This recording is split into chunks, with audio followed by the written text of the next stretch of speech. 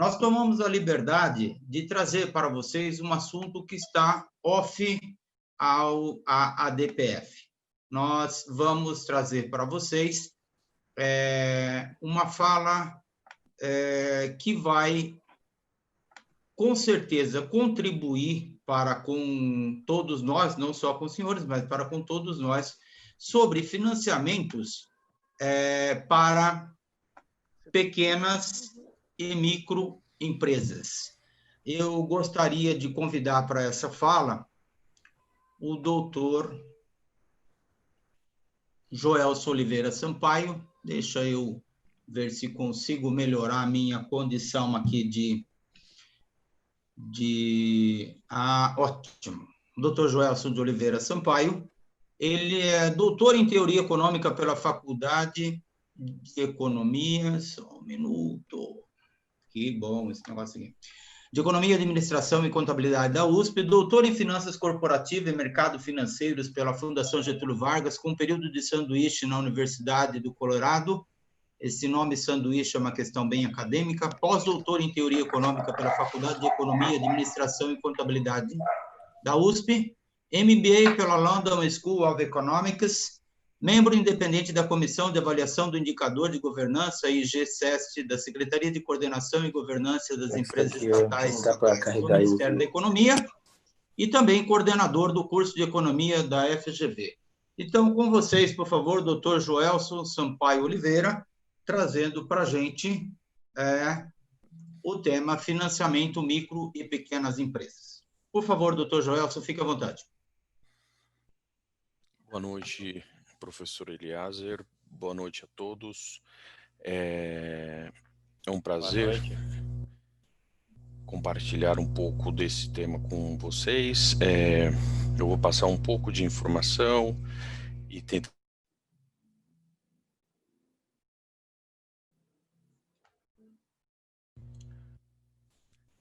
Eu vou falar um pouquinho sobre as opções de financiamento e tentar explicar um pouquinho os canais, enfim, os caminhos, né? E por que eu acho que pode ser complementar ao que vocês vão abordar hoje, porque a crise causada, principalmente devido à pandemia do coronavírus, tem afetado muitas empresas. Então eu imagino que para vocês não tem sido diferente.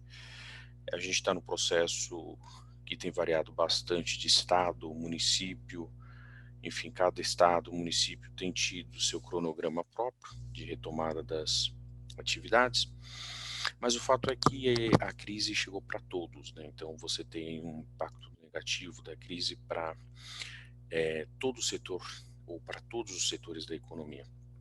E aí, nesse sentido, é bom explorar um pouquinho os canais de apoio que têm surgido, né, por parte do governo, através também de associações, e que procuram ajudar as empresas, principalmente as micro e pequenas empresas, nesse processo difícil de crise econômica, né? Enfim, é um processo que tem afetado muitas empresas e é um processo longo, e se você não tiver esse apoio, provavelmente muitas empresas não terão condições de passar.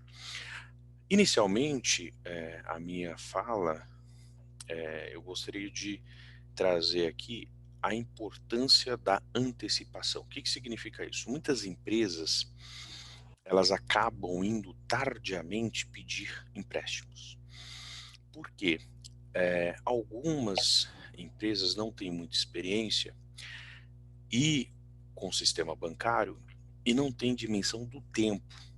Então, geralmente, o processo para você conseguir, desde avaliar um pleito até a entrada de caixa na empresa, é um processo que pode variar de 1 a 2 meses, em média, a depender da quantidade, do volume, enfim, e do nível de informações da empresa. Então, é sempre importante se antecipar, porque se eu vou pedir recursos ao banco no momento que eu preciso, provavelmente eu não vou conseguir a tempo de atender aquela demanda, porque leva um tempo para o banco analisar e ele fornecer esse crédito para as empresas. Esse é um dos grandes problemas agora. É um dos grandes problemas, inclusive, das políticas públicas, que eu vou falar um pouquinho com vocês logo mais.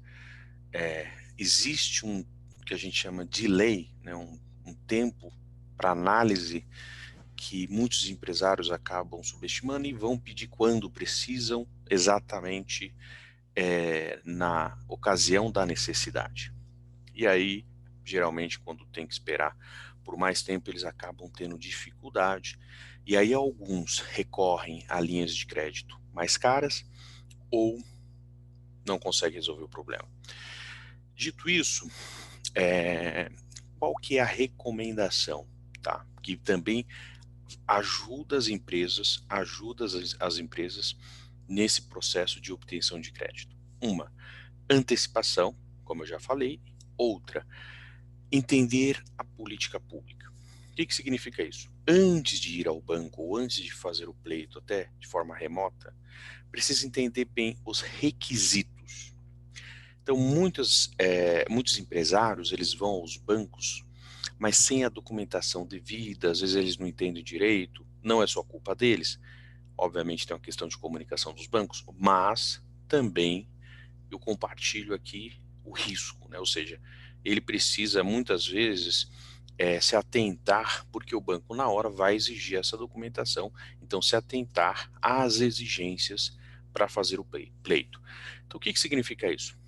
Quando é anunciado uma política de auxílio, como algumas que eu vou falar logo mais, enfim, essas políticas, elas não são, digamos que sem nenhuma análise ou sem restrição. Geralmente, elas mantêm as restrições dos bancos, elas mantêm os processos burocráticos, embora o governo tenha reduzido isso para tornar mais fácil e ágil o processo, mas ainda assim você se depara muitas vezes com esses processos burocráticos. Então, a minha segunda recomendação na minha fala é sempre se atentar ao que se exige, quais são os requisitos que a empresa precisa atender para fazer jus àquele empréstimo. Dito isso, eu vou falar um pouquinho agora, compartilhar com vocês alguns programas, né? E aí, ao falar desses programas, uma terceira recomendação que eu traria juntamente com a fala desses programas seria o processo de pesquisa. Então, hoje nós temos pessoas do Brasil inteiro, então procurar sempre acompanhar as políticas locais. O que significa isso? Aqui no estado de São Paulo, por exemplo, você tem algumas políticas específicas para as empresas do estado de São Paulo que estão, digamos que, relacionadas às secretarias locais ou outras instituições, bancos de desenvolvimento local que fomentam esse tipo de política. Então é importante pesquisar para ter acesso a essa informação. Um programa que ficou muito conhecido e indo direto agora aos planos de auxílio às empresas, às políticas públicas de ajuda, um plano que ficou muito conhecido porque foi bastante divulgado pela imprensa, é o financiamento disponível para a folha de pagamento. É um financiamento que ele não atinge as microempresas, né, que tem um faturamento ali até 360 mil reais no ano. Então, muitas empresas do setor de vocês estão fora desse pacote que vai de 360 mil a 10 milhões de faturamento por ano.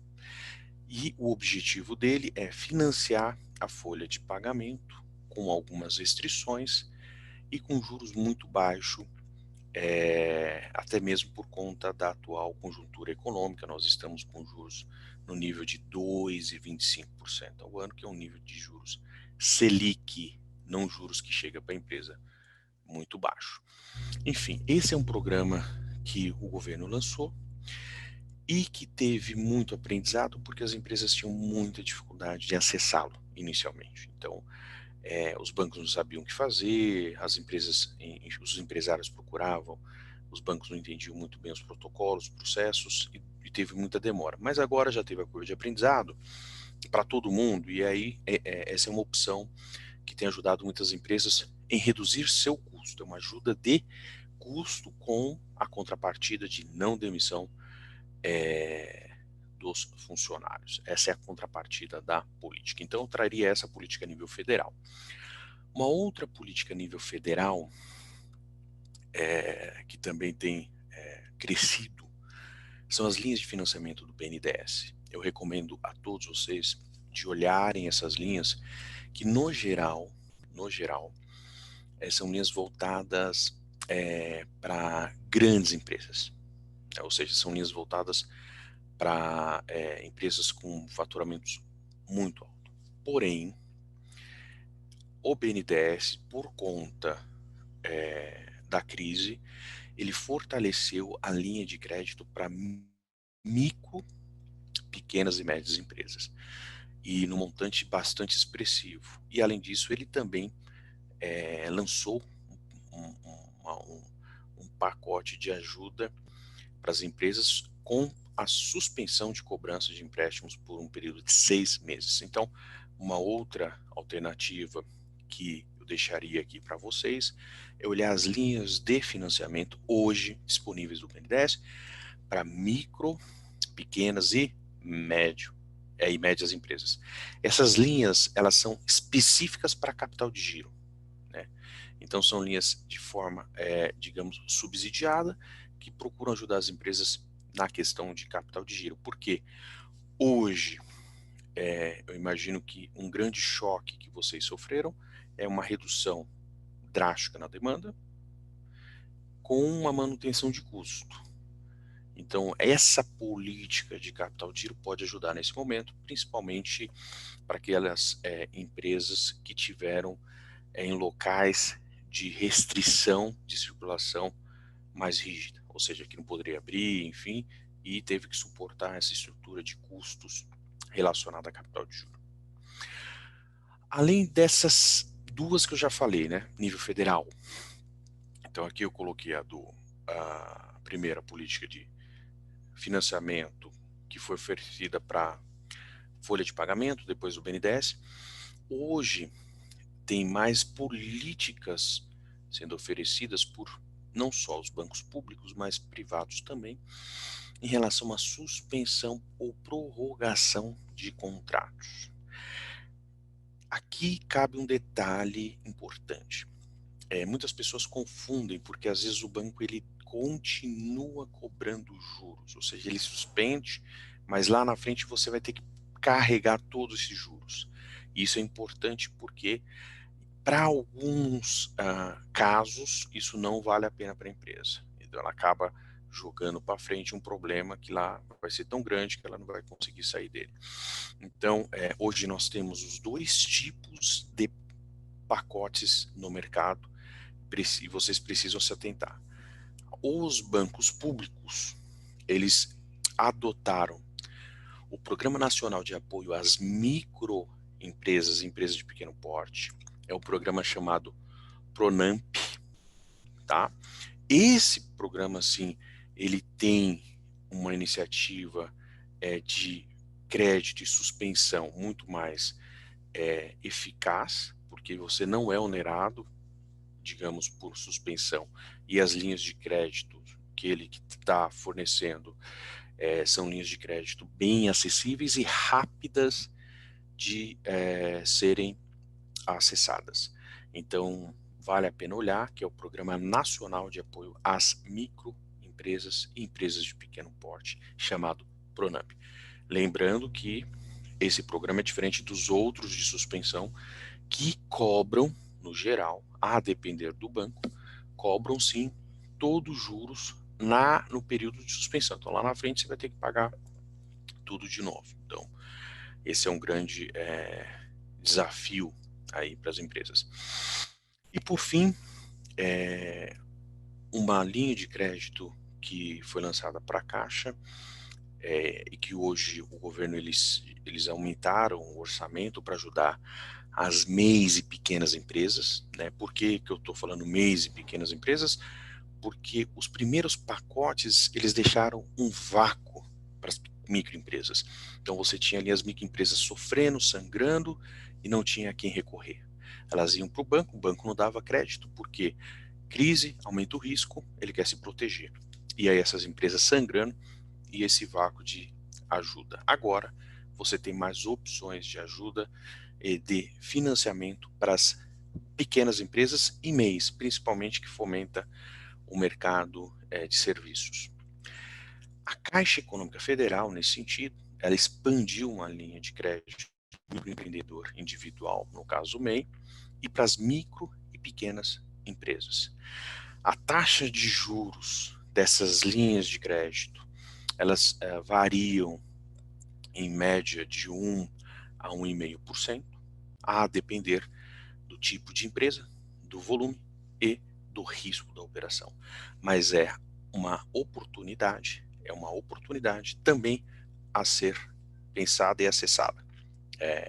Linha de crédito para MEIs e pequenas empresas da Caixa Econômica Federal. Além disso, o Sebrae tem ajudado bastante, e aí eu trago de novo aquela ideia de pesquisa. O Sebrae tem ajudado bastante as empresas em ser um fomentador de algumas políticas do governo. Então, você consegue também, no Sebrae, ter acesso a algumas políticas que eu falei aqui, de auxílio às empresas. Fica a minha recomendação para todos vocês também acessarem para o site do Sebrae para terem contato com os tipos de política de crédito que vocês podem ter acesso via o Sebrae. Além disso, o governo tem aumentado, ou seja, a sua capilaridade para ofertar crédito através das associações e das cooperativas de crédito. Então, hoje, muitas cooperativas de crédito já estão ofertando os programas do governo federal. Você consegue acessar também nessas cooperativas de crédito. O grande desafio aqui, como eu falei na minha fala inicial, eu já estou encerrando aqui por conta da agenda de vocês, é seguir esses 3 passos. O primeiro passo que eu coloquei é essa questão do tempo. Então a gente, às vezes a empresa ela demora muito, porque ela vai pedir no momento que ela já precisa. Aí a pergunta que você me faz é, como que eu sei antecipadamente quando eu vou precisar? Planejamento. Tem que ter planejamento. Senão você vai descobrir no momento da demanda. E aí não dá tempo, às vezes, de você ir para o banco, pedir e conseguir a tempo resolver seu problema. Então tem que ter um planejamento mínimo para a partir desse planejamento você conseguir fazer o pleito no banco e passar aí, às vezes, um mês e meio, apresentando documentações. Claro que se é um empréstimo pequeno, isso pode ser muito mais rápido, pode ser 1, 2 semanas, mas se é um valor maior, vai depender da documentação mais da análise do banco, que pode aí sim demorar mais tempo. Mas a questão é antecipar, ter que antecipar para conseguir acessar essas políticas. Pesquisar, né? Não esquecer de olhar o que tem disponível, ou seja, tem que acessar todas as informações que estão nos bancos, nessas associações, nessas entidades, enfim, todo o sistema financeiro. E aí, somado a tudo isso, eu finalizo minha fala sempre com evitar o retrabalho, ou seja, entender a política, entender os requisitos, entender o que precisa levar em termos de documentação. Alguns processos são híbridos, por exemplo, alguns processos que eu falei para vocês, como o da Caixa, você faz tudo pela internet e depois você tem que ir ao banco, na agência, assinar. Eles não aceitam pela internet. Então, alguns processos são híbridos e muitas pessoas acabam aprendendo isso na hora e obviamente, isso demora mais tempo, isso gera um delay ainda maior para esses casos. É isso. Mais uma vez eu agradeço o professor Eliezer pelo convite, e essa foi uma oportunidade que eu tive aqui de compartilhar um pouco com vocês de um tema relevante que tem ajudado, enfim, as empresas, principalmente, a passar esse processo de crise econômica que foi causado aí por uma crise sanitária. Doutor Joelson, muito boa noite, muito obrigado pela sua contribuição. Essencialmente, o nosso público é composto de pequenas e micros empresas, e com isto, essa sua contribuição, eu tenho certeza que vai despertar muito atenção, eventualmente até para a gente voltar a falar sobre esse assunto. Muito obrigado mais uma vez.